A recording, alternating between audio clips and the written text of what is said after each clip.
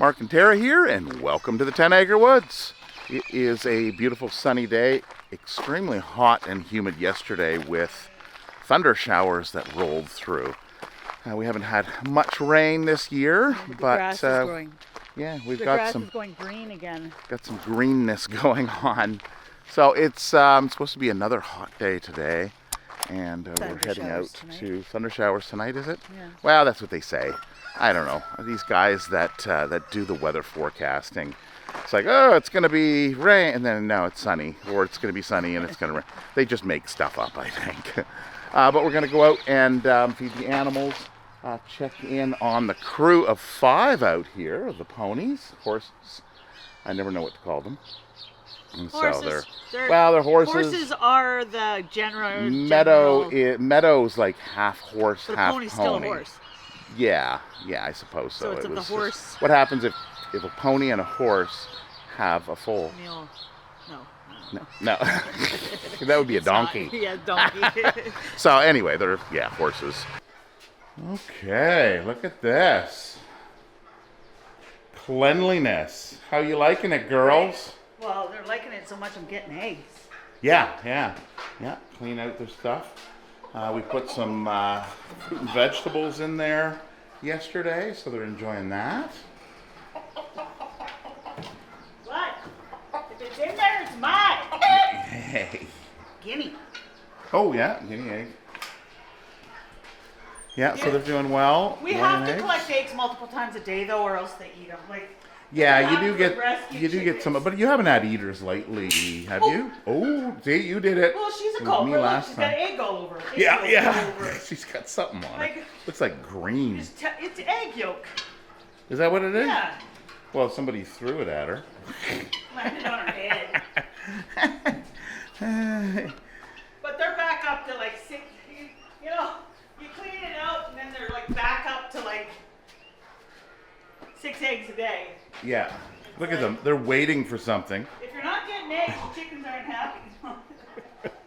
I don't know what they're waiting for, but yeah.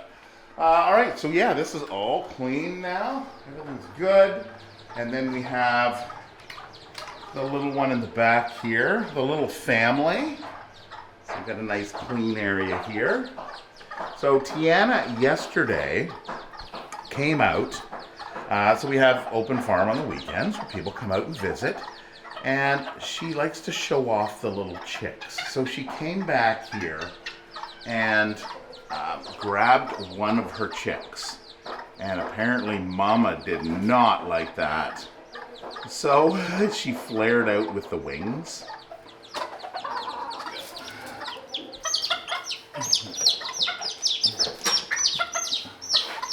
Is that your baby?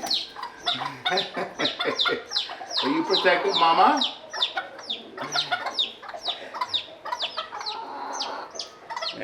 There's the little one. Okay, here's your baby. Okay. You're good. You're a good Mama. All right, Tara's getting some stuff ready. Right, so we had some veggies and stuff donated.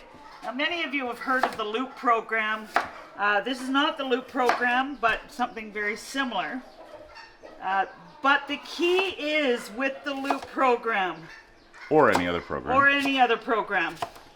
That all the food goes through your human house first and is washed and gone through to eliminate any contamination of molds, or you can end up with sick animals.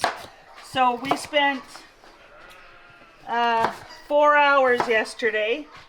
So all these boxes that we got went up to the house, were washed, sorted, and gone through for quality control so that there is no molds and whatnot in the produce that you give to your animals.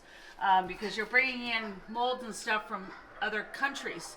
So it's important to make sure that you go through that properly.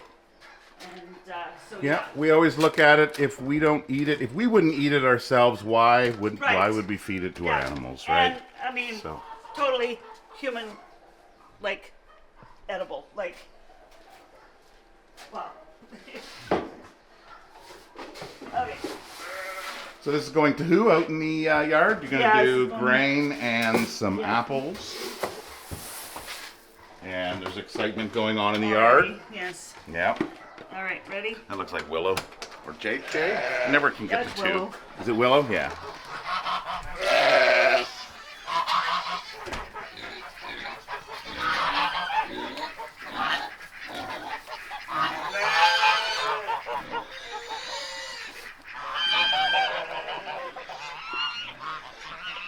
I know, you can figure it out.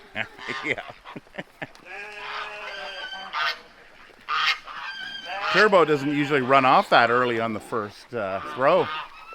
He usually hangs out.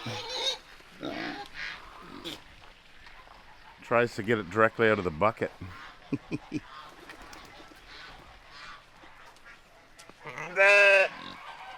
Yeah, Tucker, go get it. It's in the yard. Oh, Barry, yeah. I threw an apple out to Barry yesterday, and he was just, He likes he's berries. so happy. He's so happy. Oh.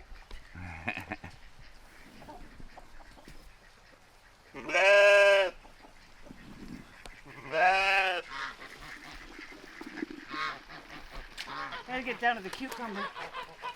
So cucumbers also of the are natural dewormers, the seeds. So normally we save the smaller seeds for the chickens. But what? I don't feed you by hand, Pink.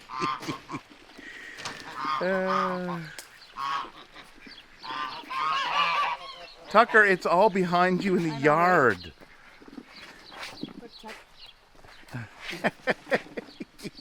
He's like, no, that's not what I wanted. I wanted something else. Now he'll figure it out. Oh, I can already feel that heat. So yeah, some of the umbrellas that we have set up here in the yard. Marlene, I think, brought a couple out and brought it over to the play structure, which is getting a lot of use. So we kind of figured it probably would. But they hang out here all the time now, so it's great that we built this and they enjoy it. So if you're going to build something, you want them to fully enjoy it. I don't know if I showed you this one. I don't think it was completely finished when I last showed this. So they don't need much of a ramp. They've got they've got shingles on it. That's going to wear down their hoofs a little bit and give them traction. Here's evidence here of usage. You can see the little raisinets we have here. And a couple umbrellas out. So there we go. It seems like they hang out on the platforms more than anything. And then on this side we have another ramp here. So I guess the board may have been a little short, but when Tara put that in. But that works. That works. And then of course this one here, which I did show you. And with the shade sail, the shade sail. Geez, I can't say this. The sunshade. There's a few different things. I just can't say it apparently. And this has been great. We had this sent to us by a company, and they're actually pretty inexpensive, and they're fairly good quality. So the only issue we had when installing it, you can see how this side is taut. And this side here isn't. So we used what we had for the trees. So this one kind of sags down a bit. Ideally, if the anchor point of this one was over here more, so it pulled it more of an angle. But still, it's good. It works well, and the animals love it. You guys heading out for the day? Going to the pond? You got two runners, and this is one of them. The other one's over there. You guys normally hang out all the time together. What happened? Argument? Yeah. Oh, here they come. It was probably me, right? It's not you, it's me. Yes, I understand. Okay.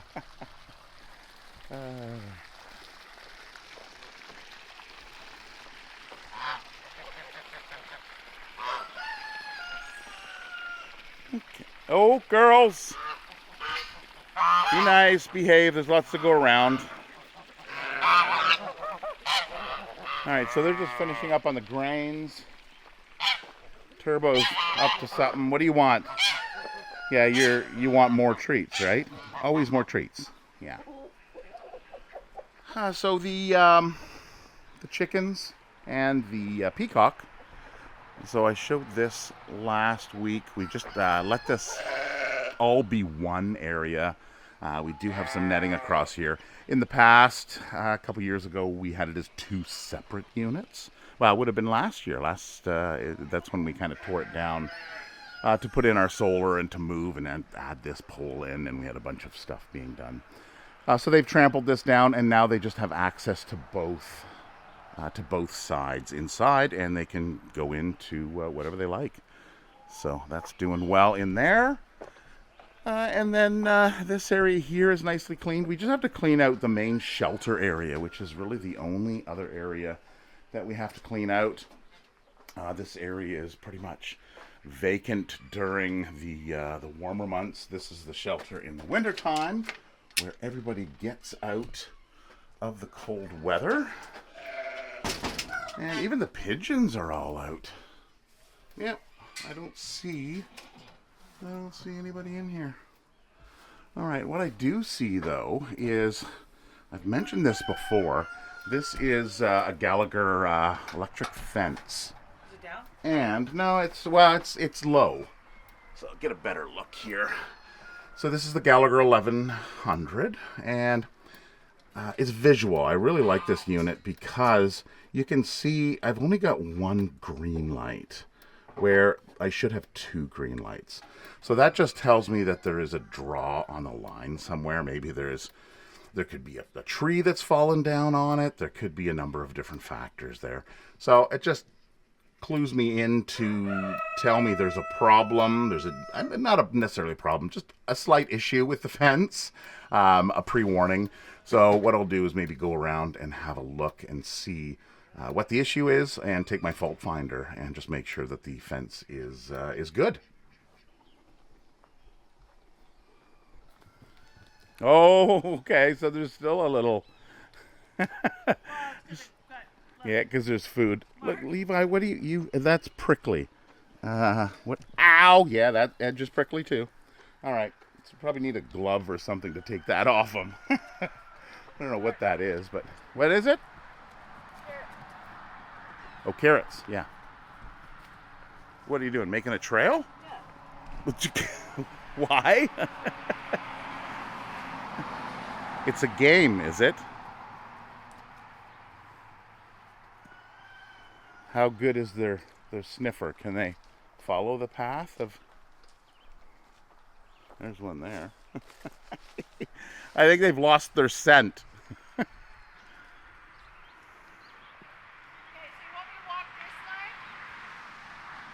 What's that? Walk this line. You want to walk this line? I'll walk it. Yeah, okay. What did you do in the corner there? Is it because of that? No, I disconnected it. So I disconnected it from the wall. So I removed any issues that there could have been. So, okay, yeah. So if you want to walk the front, I can go walk the back. And one thing that I haven't shown you guys is the back corner that we opened up last fall. We need to get you a machete. Machete? Tara and her machete. She's just got her knife that she uses. Betty Crocker, man. Yeah. I think this is Betty. You know, I'll tell you, those Betty Crocker knives. Yeah. I've had one Betty Crocker knife in the barn for 10 years. Yeah. Still sharp as the day I bought it. Go, Betty. Oh, cobweb. Yeah. All right. You do this area. I will go and check the back. Cutters would have been easier. Yeah. No, I think that's probably what you Or the hedger. Uh-oh, what'd you find? Oh, There are so many snakes this year. Tara Love and her it. snakes. Yeah. Oh, I'm being all scented up. Yes, some of you don't appreciate the snakes, but some of you do. Oh, I love them. Tara is one that does. Ever since I was a little girl, my mom used to threaten to get rid of my snakes. I'd take them and I'd put them in my room. And I'd just keep them 24 hours as the rule and then let them go. And she literally would flush my snakes down the toilet. She'd get rid of them at every, and it really destroyed me. And then one day she flushed my snake down the toilet. And that night she was sitting on that toilet or in the bathroom screaming like crazy because a snake came back. And it was like karma. And so she never flushed my snakes down the toilet again because they can swim and they can live in the toilet. Yeah. So, way to go, Mom. Right? You say hi, teach them it's no big deal, and then you let them go. Bye. I didn't check to see if it was a female or male. The one I saw out here the other day, massive. Yeah. So then I love seeing them more and more. Oh, great. So here we are out behind the pond. You can see it looks like the animals have finished scavenging their grains, which are technically really meant for the birds. But they're going to come out back probably for the morning, and then they'll come back in for midday for a little nap, a little siesta, and then they'll head back out for the afternoon. So the electric fence, so the building, you can't really see it, but yeah, the building we were in is right there. So that's where the electric fence is. It then charges the front of the property, and it also charges the back. So it comes out this way here. And we did this last year. We put in the new Gallagher fence posts, which were a dream to install. A lot better than drilling in posts like we've done in the past. It went up. It took 2 weekends, I think, to get all the wire on and to get all of the posts in. So at the end of it all, I came back here, and if you look at that, you can't tell there's an electric fence there. So I talked to Tara and I said, we've got this this rope. It's an electric fence rope, and it's visible. So it does have little braided wire in it, and it's also meant for electric fencing. But what we did is we just fed that through. I don't think that is actually charged. I think it's more visual. And these clips here, they just snap it in. So you can see we can add in a multiple array, which I think we may do. We may check the back because we are getting a fox that's coming in. So anyway, the line comes through this way, goes to the back corner, which we added in that section that was previously not part of the electric fence, and then runs over and around to over where the solar array is over there. So what I have here is the Gallagher fault finder, and this is a tool that if you have an electric fence, this is the tool to have. So in coming over here, and I've always said this, see how I'm not even at it.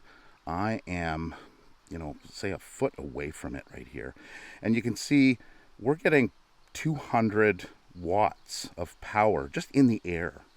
And as soon as you get close to it, and this is what I think horses use their the nose hairs for, all on their snout.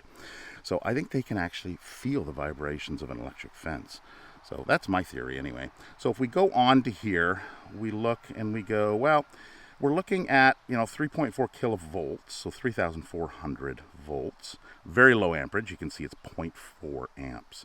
Now there'll be an arrow that shows up there, and there's not enough of a draw in this area to sense that. So it may even be up front. So what we'll do is we'll take a walk back here, and we'll have a look at the new area, and we'll just check the fence along the way and see what we get. So as you can see, this area here is pretty mowed down. This has been open for quite a few years, probably a decade, I would say.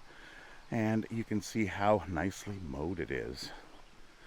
And then you get into here, which previously you can see the old posts we put in. And those are the ones we dug by hand. And that took some time to do. So what happened is this was a natural clearing back years ago. And we thought, that just looks like a lot more work than the return we're going to get out of it. So we ended up just going along here. But last year we made the trek and we cleared it out. And we moved it back. So there's still quite a bit of grass back here. So this is where the animals have kind of been spending time. So, all right. So we're back. Let's just see what we get. So we got 0.3 amps. And you want to check all of them. That's 0.6. That's 1. That's 0.8. So as we're getting lower, yeah, there we go. So we can see there is an arrow pointing. And that arrow is pointing in the direction that there is a draw in the line. There's something happening with the line. And of course it's down in this lower grass area. There we go, 3.4 amps. Actually, does that say 3.4? No, that actually says 25 amps. There's no decimal there. So there's something on the low end that is causing the draw. And it could very well be that you can see there's droplets on the leaves. We got some rain. There's some droplets right there. And as I mentioned, what's likely happening is we've got a little bit of draw on the low end where the grass is. And it's really taking it down and showing that there is a lower voltage on the line than what there should be. So what we may need to do is come back with the gas-powered whippersnipper and just go and clear the line. And so that might be all we need. So there's the area here. I'll continue to walk around and see what we see. And maybe there is something actually on the line, but I think it's probably the damp grass. So it is showing a 1 green, which I'm not too concerned with. But if I start to see no green on that Gallagher system, then that's when, there may be more of a concern. What's happening? Oh yes, there's leaves here, isn't there? They're just gonna follow me around, I think. They're like, what are you doing? You got treats? Little tails wagging. All right, excuse me. Yep, excuse me, I'm coming through. Carry on. All right, are we doing a walkabout? Are we turbo? Yeah, okay. All right, then come on. All right, so as I'm getting to the west end of the property here, it looks like the lines are a little loose. So I do have some tensioners, and we were going to do that last year. We're going to put some tensioners on it. So that's probably what I'll do next, is that, and then we'll, maybe go through with the gas-powered whippersnipper and give it a little bit of clear. It hasn't been an issue because we haven't had any rain.